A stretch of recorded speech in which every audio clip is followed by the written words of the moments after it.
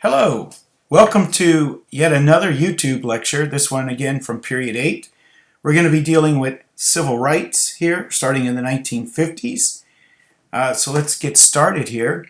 And as a way of reminder, let's go back to just at the turn of the century, and we get the Supreme Court case here, Plessy versus Ferguson. Homer Plessy was denied the right to ride on basically a trolley or a streetcar, and because of his race. And this became a Supreme Court case, and the Supreme Court ruled against him and established the principle separate but equal, which will come to dominate the South.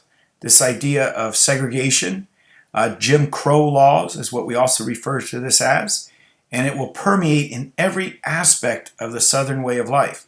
Separate schools, separate dining areas, separate water fountains for white and then for colored, separate entrances to buildings. It's a full-on segregated world at the turn of the century. We've already talked about in class some of these things. We talked about Booker T. Washington and his Atlanta speech, W.E.B. Du Bois, and how he felt about Booker T. Washington. We know that civil rights was always there. African Americans were always working for their basic rights and freedoms. And during World War II is where we really get the catalyst for this. Philip Randolph threatens his march on Washington because many of these contracts that were being given to industry to build the weapons of war for World War II, these industries were not hiring African Americans.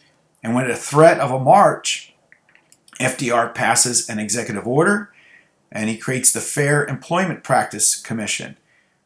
If you want a government contract, you've got to hire minorities. We get CORE, the Congress of Racial Equality, and double V, double victory. Victory over racism in America and victory over Nazism in Europe. So the civil rights movement begins really during World War II, but then it picks up in earnest here during the 50s and 60s. Our concept is 8.2, Roman numeral 1. And you'll notice here, seeking to fulfill Reconstruction Era promises. Right? Reconstruction came right after what big war? Do I see hands up? I think I see a couple of hands up. Some of you are just always afraid to answer, but I know you know the answer. That's right, it's the Civil War. And during the Reconstruction Era, there were those three Reconstruction Amendments, the 13th, the 14th, and the 15th. The 13th officially ends slavery. The 14th gives citizenship right, and the 15th Amendment allows for voting. However, by the end of the 1870s, it becomes obvious that the Republican Party no longer wishes to fight the resistance of the South, and they become more involved in industry anyways, and eventually they give up on a civil rights. But again, leaders like Booker T. and W.E.B. Du Bois will continue to fight. We're going to have our three concepts we're going to go through today with A, and we see the new leaders like Dr. King. How do the three branches deal with civil rights? And then eventually we're going to look at some of the debates among various civil rights leaders. Now, I do want to point out here very importantly, why is civil rights so important in the 50s and 60s? Well, remember, this is the Cold War era. How are you going to sit there and convince peoples around the world, many of which are of ethnic groups of color in Latin America and Africa and Asia, and you're going to try and convince them that capitalism and democracy is a much fairer system than is the communist system? Communists subjugate their people. Communists are godless people. Okay, what about at home, where you're segregating people? So it is very vital that America finally gets a hold of what is truly civil rights and why it is so important that all Americans have basic rights of freedom and liberty. Because, again, the Cold War. All right, let's start here with A. So you see Dr. King is here. He's right there in the key concepts. It begins really with the Montgomery bus boycott. Now, again, very famous. I think a lot of us know about Rosa Parks boarding a bus in Montgomery that was practicing segregation. Eventually, she would refuse to give up her seat, and of course, history. But a lot of us don't know the stories behind the stories. For instance, it's actually a Joanna Robinson, an African-American woman and head of the Women's Political Council, who set all this up from the very beginning. She was already planning a boycott here when she was able to eventually set up a situation with Rosa. Rosa gets arrested, and they're able to start this boycott that they had planned. It began December 1st, 1955, and lasted for more than a year. But as they're going through this boycott, you have the Montgomery Improvement Association, MIA. They begin to realize they need a real leader. They need a voice of this movement. And they turn to a young Baptist minister, Dr. King. He and his wife had basically newly married and moved in the area. And they convinced him to take this on. And he will eventually become the face of the civil rights movement in the 50s and 60s. His nonviolent approach. Civil disobedience. I'll give you a few moments to think about that. Civil disobedience. Have we spoken about that before? Tick, tick, tick, tick. Yes, we have. Do you remember where? I'll let you pause the video at this moment. Maybe look through your notes. If you're thinking during the Second Great Awakening, you would be correct. Some of you are going, no, I was not thinking that at all. The temperance movement. No, I'm sorry, I said the temperance movement. Why did I say the temperance movement? The transcendentalist movement. You've got Henry David Thoreau, right, who is a writer. The transcendentalists who were trying to bring about utopian societies. He was the one who first talked about civil disobedience. You have a right to tell your government when they're wrong, but do it in a civil way. He will protest the Mexican-American War. Now, Henry David Thoreau and civil disobedience will greatly influence Dr. King. It also influenced Mahatma Gandhi of India. Dr. King will use civil disobedience throughout his civil rights protesting. The name of his organization is the Southern Christian Leadership Conference.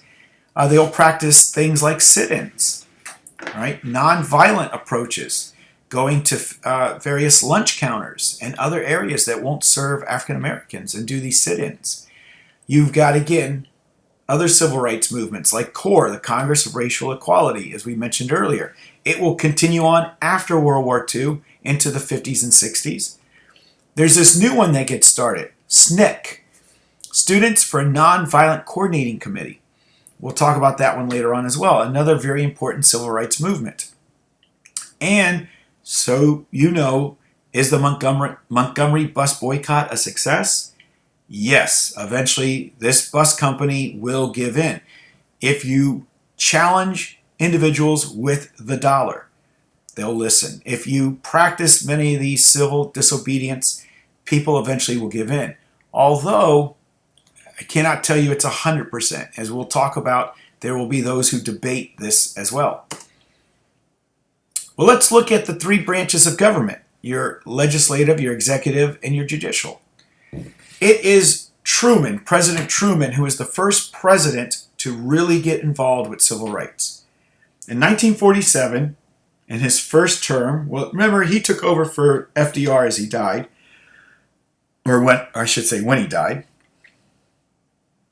He commissioned Congress to put together a report on the status of civil rights in America.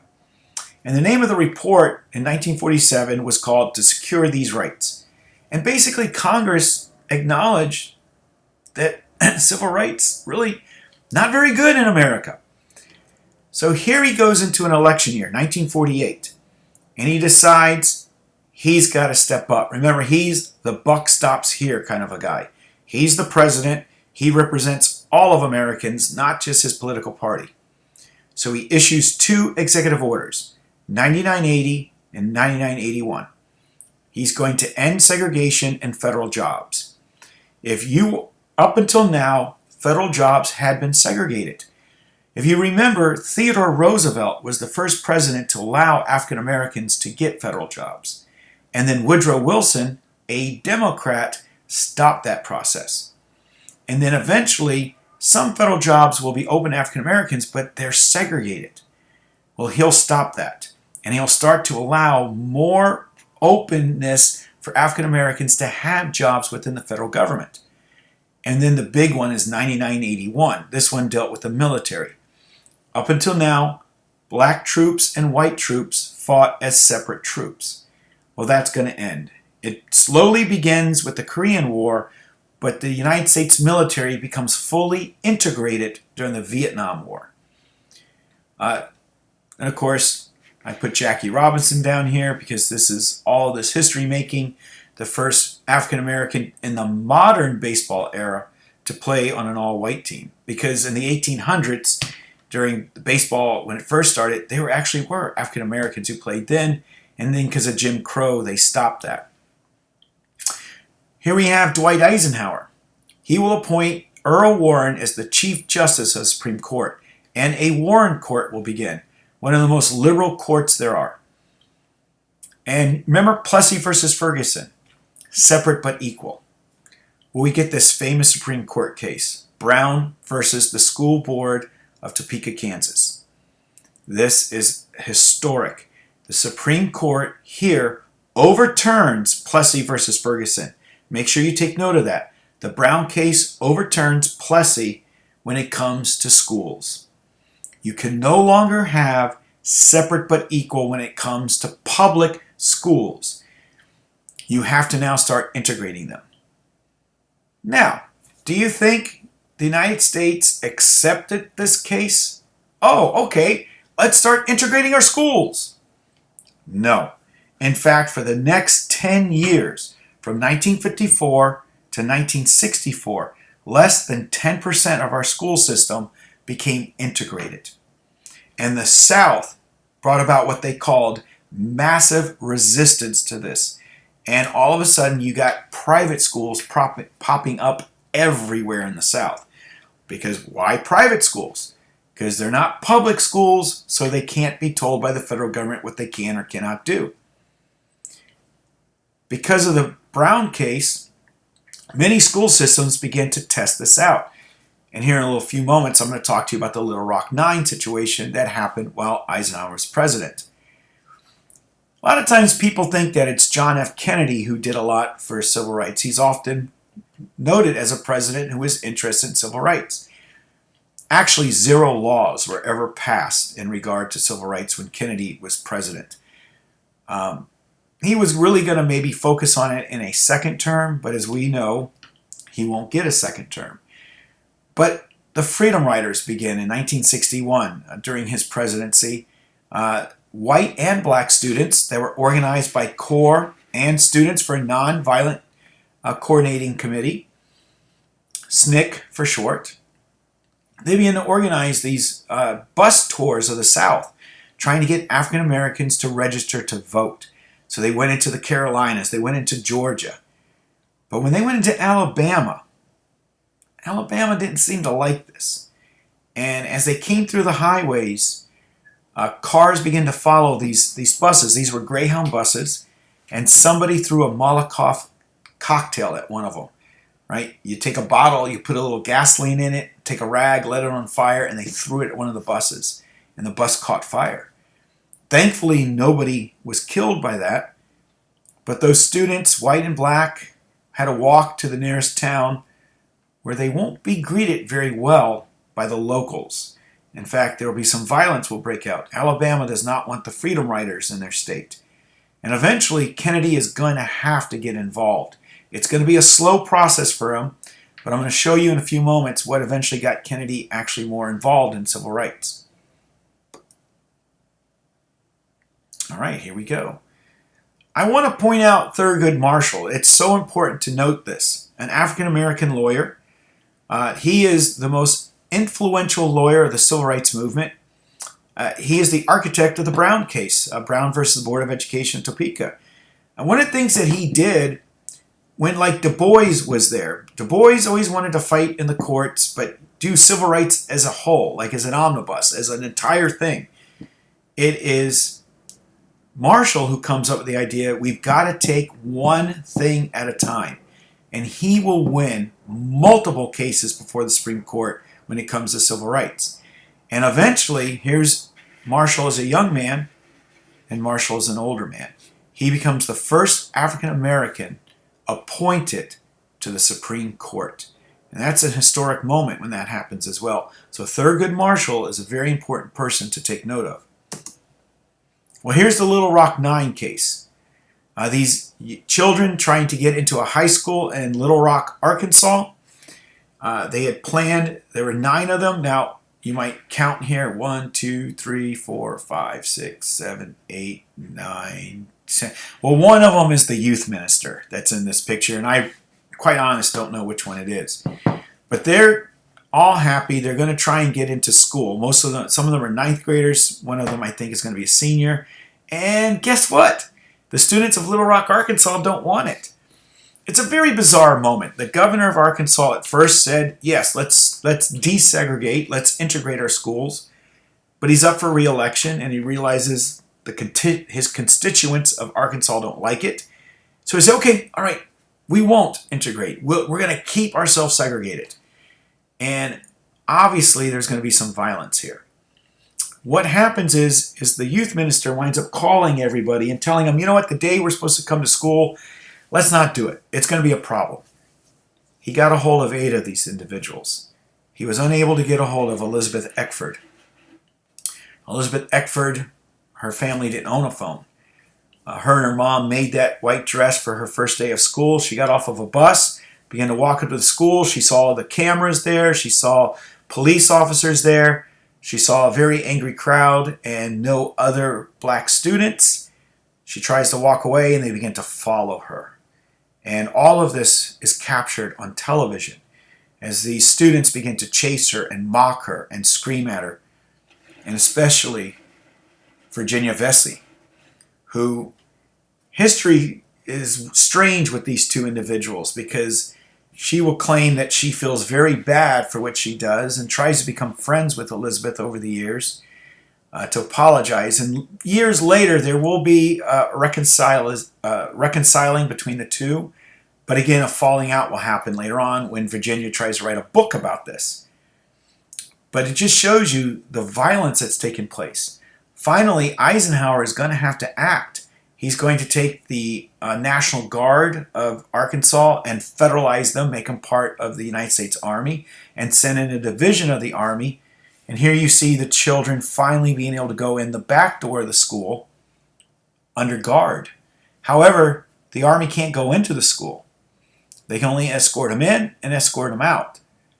It's not going to be fun in there. And eventually, this school will close down over this. But it shows, again, not only do you have to have a law, but you have to have people, and in this case, young teenagers who are willing to put their lives on the line so that the right thing gets done. And you've got to be able to do this to eventually tear down racial barriers and eventually overcome things like racism.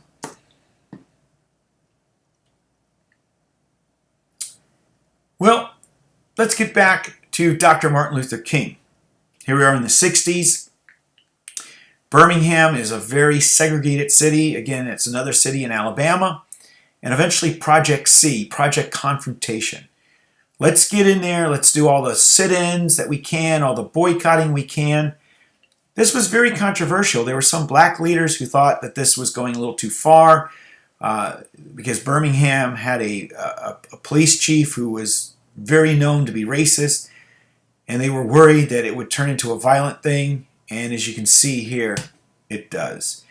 Fire hoses are going to be used. This is one of these iconic pictures of the civil rights movement. This is actually a brother trying to protect his sister. And then another young African-American boy gets in here. You might think, oh, I'm getting hit with a fire hose. Well, imagine the PSI that's hitting you. Right? If you've ever used a pressure cleaner at 1500 psi and run it across your foot, you're barefoot, and a fire hose is a little bit tougher than 1500 psi. You're going to rip some skin off. Dogs, all this was live on national television, carried all across America. This was broadcast, by the way, in the Soviet Union as well. Right? They were able to use this as propaganda against the United States. Kennedy, watching this, he finally realizes he's got to finally do something. He winds up saying the events in Birmingham have so increased the cries of equality that no city or state or legislative body can prudently choose to ignore them. There's also going to be a problem in Mississippi. Two Jewish white boys who are part of SNCC, Students for Nonviolent, will go into Mississippi to try to help register black people to vote. They'll be met with a young black volunteer. They'll be arrested by the police, and then they will disappear. And cries, these two Jewish white boys from New York, their parents will begin to demand what happened to my children.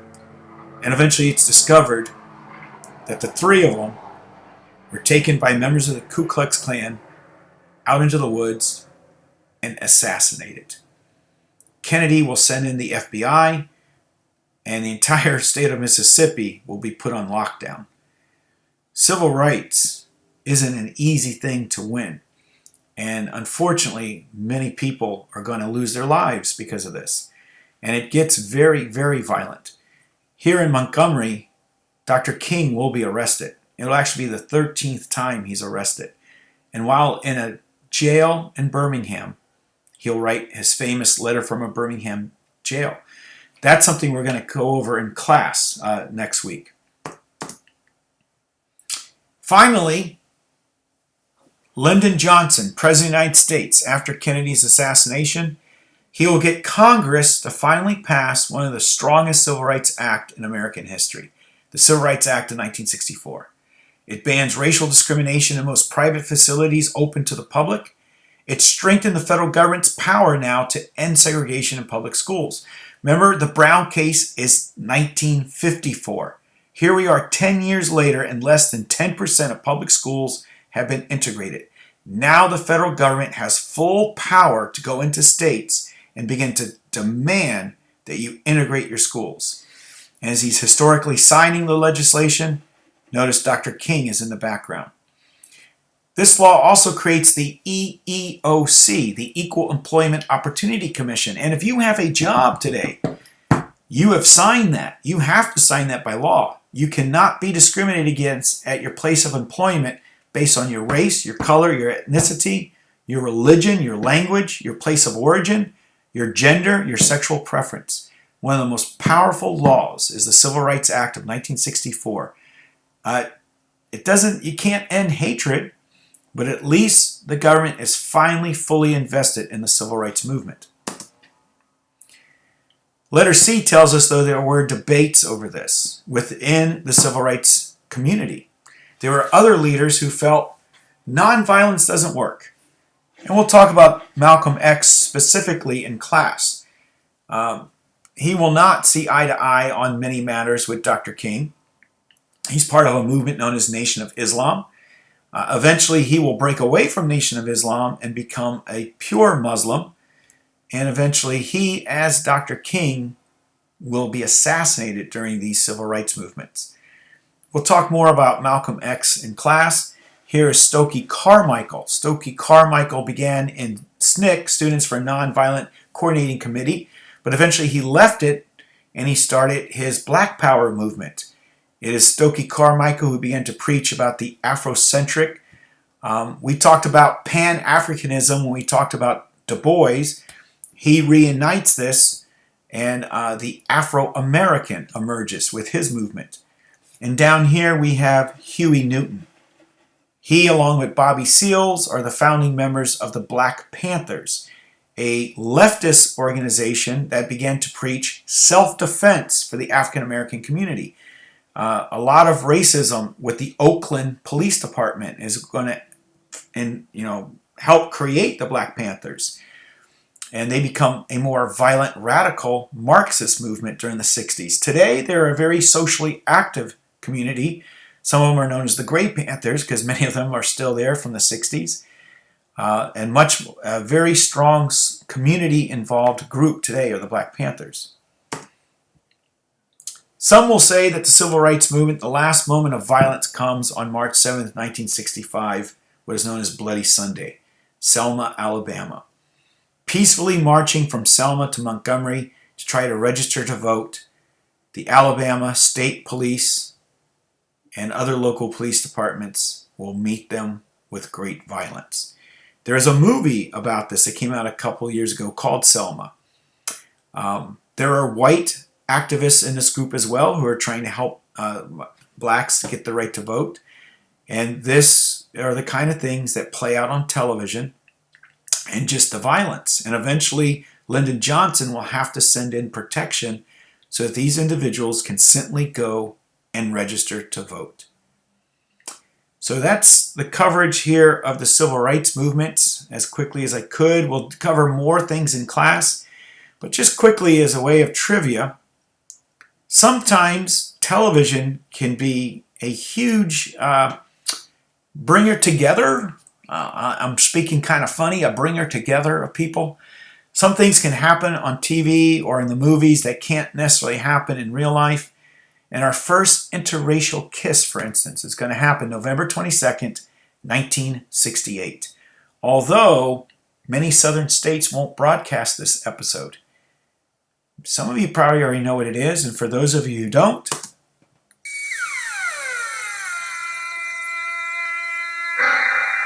it's when Captain Kirk kisses Lieutenant Uhura from the starship Enterprise. Yes, this is Star Trek, people!